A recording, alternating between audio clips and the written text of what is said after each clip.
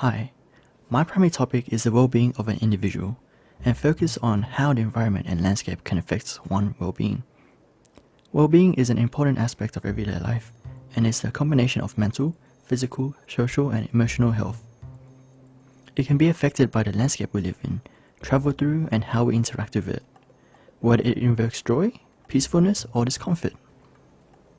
Film is my second topic, especially the relationship between the built environment with film, and how it is represented and used to develop a story.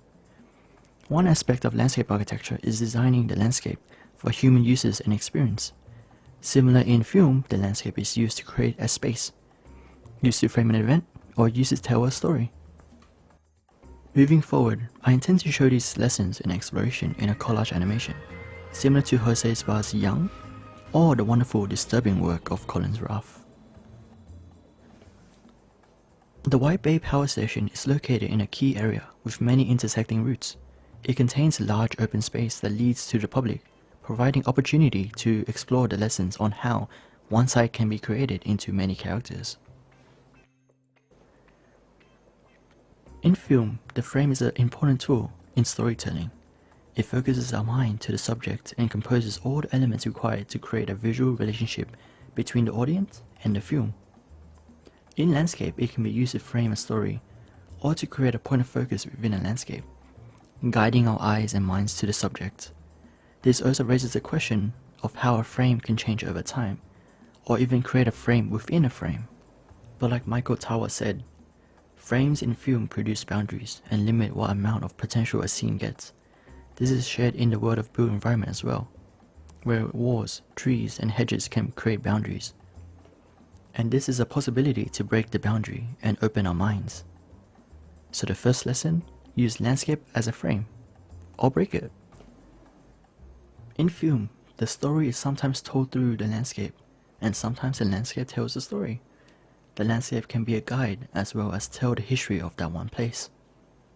Think of the weird, colorful world in Willy Wonka and the Chocolate Factory that takes us on a journey to a new location after every elimination. Or the weird, not so colorful world in Alice in Wonderland. This is the changing landscape of the good place in The Good Place, and how it guides the events of the story that affects the actions of the characters. From this, we know that the landscape can tell a story, either through embracing and enhancing the historical characteristics of one place, such as the industry of the White Bay Power Station, or to amplify the culture of the place, country, or people.